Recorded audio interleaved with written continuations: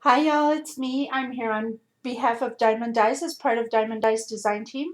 For those who don't know, Diemond Dies makes steel rule dies in many shapes and sizes for all your crafting needs. I will put the link down below to the Diemond Dies shop where you can go and check it all out because it's amazing. I'll also put the link down below to their Facebook page and YouTube channel so that you can check out things there as well. On our Facebook page, we do a monthly card swap, and also there's a challenge where you do a project using one die, upload a photo, and you might win a gift certificate to Diemond Dies, so you want to try that.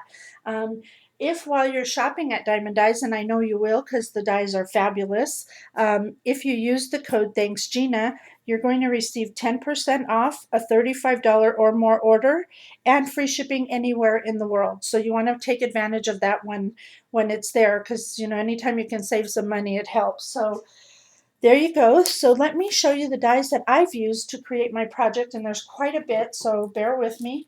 And it's a small project, but that's the beauty of Diemond Dies. You can pull them all out and make them all work for you. So let me start off with Labels 1 nesting die right here. Nesting hearts. Beautiful. I love all the nesting dies. They're so fabulous. This is the word set number 1. This is the envelope die, mini envelope, and it comes with the little letter that goes in it.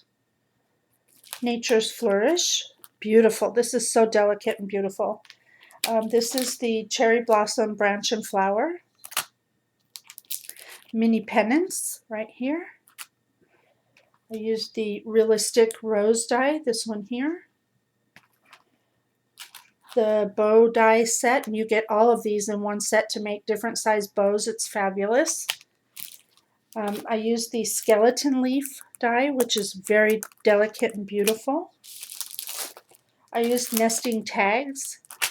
And last but not least, the nesting circles. So you can see there's a lot of dies involved in this project, but it's not so big, but it still uses all of those dies. So let me show you what I created. This is a door hanger with a gift box on it. So here you go. That's what I've created, and it's really cute. I'm going to lay it down for a minute and then I'll hold it up so you can see it a little better. Basically, the paper collections I used are just random pieces from my stash. I took the nesting die to create this back piece that you see here, and you'll see, I'll show you after this a small tutorial on how to create this if you're interested. I used the circle die here to do the opening for the doorknob. There's the bow die used here. I added some trim and lace from my collection.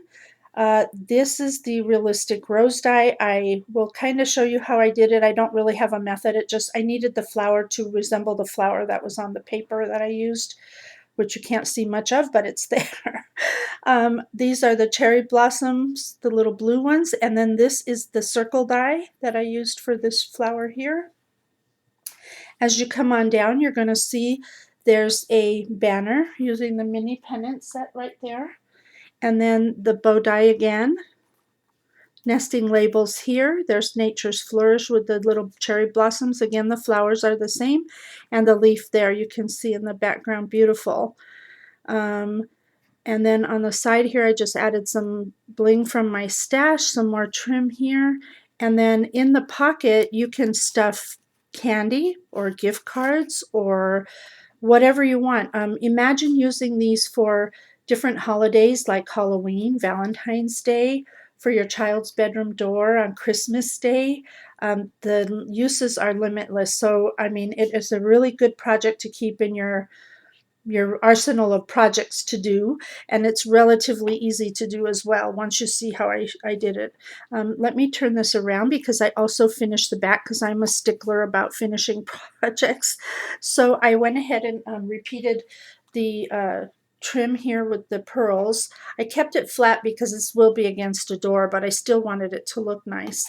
I used the nesting hearts here. I punched this out with a punch from my stash, and then the mini envelope is there, and I used that little piece of the envelope to tuck it in, and you could see here's the little card there. And then I just kind of pull that back and let it rest in there to keep it closed.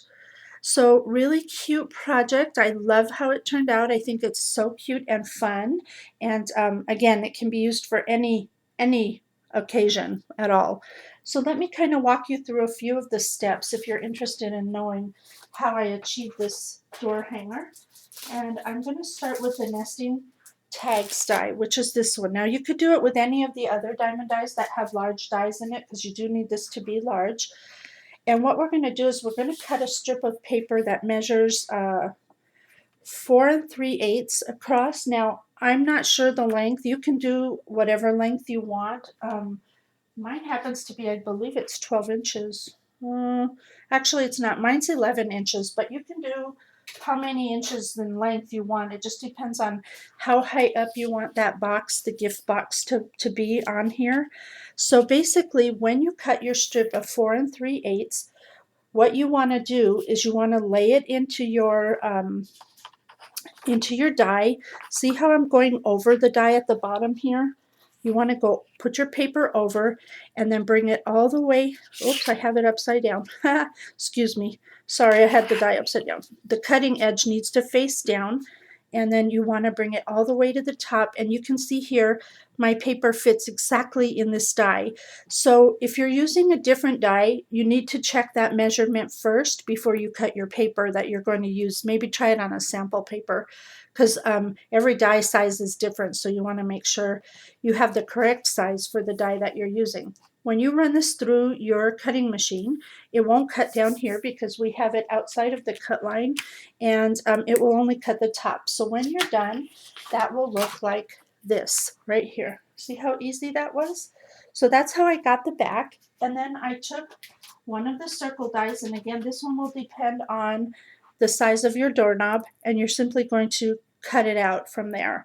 Now, I suggest, what I did was I put all my paper together first, front and back. I cut it out of chipboard, so I glued the paper down all the way, and then I cut it out. And I had to run it back and forth several times since there are more layers that I'm cutting through, but it still works. So that's how I did that. And then for the box portion of this door holder, you're going to need a paper that measures 5.5 by 8.5. And then you're going to score it at 1 inch, at 4.5 inches. Rotate your paper, and you're going to score it at 3.5 inches and 5 inches. Then you're going to fold all your score lines. You're going to bring your scissors in here, and you're going to snip these lines just to the fold line there, here and here on both sides. And then you're going to simply push those in. I would paper all this first, and also the other thing you can do here at this point before you glue it together is you can use an edge punch up here to punch the edges. I didn't do it because I wanted to put lace and stuff on it. But anyhow, you put some adhesive on one side only, here and here, and then you bring this up, and you bring this up, and you glue these together. And that will create the gift box that you have for your front of your little door hanger thing there. So that's how to do that part. Now, I don't know if you noticed, but in mine, I have this striped paper backing right there. And if you want to do something like that, I simply used this piece of paper, 3.5 by 6.5, and I actually cut mine shorter than 6.5 for my project. And I rounded the corners off. And basically, once you make your box and you have it in there, you can glue this down in the back, and then you glue the whole thing down to your backing. So that's how to do that part. Now, let's talk about a couple of other things that I did here. Now, with the skeleton leaf that's here, now this leaf was big, and I couldn't use it the way that you see it here because it's too big. But just because that's too big doesn't mean you can't change that. You can come in here, and if you follow the lines, watch what I'm doing here. I'm cutting away, but I'm still maintaining the integrity of the leaf shape. See there? And I'm going to come in here, and I'm going to do the same thing on this side, and I'm going to just kind of snip that off there and there. And now I've created a smaller leaf. And then I still, for my project, wanted it smaller, so I came in here. So just follow the lines. It kind of guides you on where you need to cut it. And that's how I came up with the smaller, and then just come in here and kind of round off those pointy sharp edges there. And there you have a smaller leaf to use with your smaller flowers. So remember that with your dies, you don't have to use the whole thing in order to make it function. You can use portions. I know I used the Nature's Flourish die, this one here, and I didn't use the whole thing. In fact, all I did was use a tiny piece of it right here. Can you see? It's just a tiny snippet of it, but that's okay too, because you don't need the whole die. For the rolled roses that I have here, right here, basically all I did was use the circle die and cut out a circle. I drew a spiral.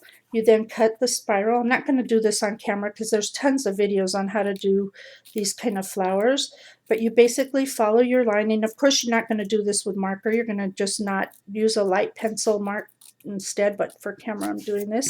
And once you cut it all the way, you just begin by rolling the flower, and you keep rolling and you keep rolling until you get the size of the flower that you want to have, and usually the circle will determine that. So you keep going round and round and wrapping it, and then when you get to that center part there, all of this will glue right onto that center part. So it's really easy to do. Like I said, you can check for tutorials for that. And last but not least is for the other white flowers that I used here. I kind of made them look like the flowers on this paper, and I know you can't really see it, but there's not a lot showing, but they're these white flowers here. And so what I did was I cut out the realistic rose, and to make the edges a little more what I needed them to look like, I just came in with my scissors and did this jaggedy kind of edge here, and I did it on all the pieces just to, I needed it to be more jagged to match what I was doing. Now when you make these kind of flowers, you always snip away. You start off with 2, and then you go to 3, and then 4, and you wrap them around. There's videos on YouTube for that as well. But basically what you start doing is you roll, I use tools for this to roll back the thing, and then you start to roll like this. So you get the center of the flower, and you have to manipulate them a little bit to get them to where you want it. Sorry, I'm not really going to do a flower tutorial, but I was just kind of showing you. And then you do the same thing with this piece, and you wrap it around, and you keep going until you get the flower that you want. So that's how I did that. So anyway, I hope this was explained well enough for you. I hope you understood the measurements and everything and how to put this together. If you have any questions, just leave them down below and I'll be happy to answer them for you. Until next time, shop at Diemond Dies, and we'll see y'all. Do what makes you happy. Bye for now.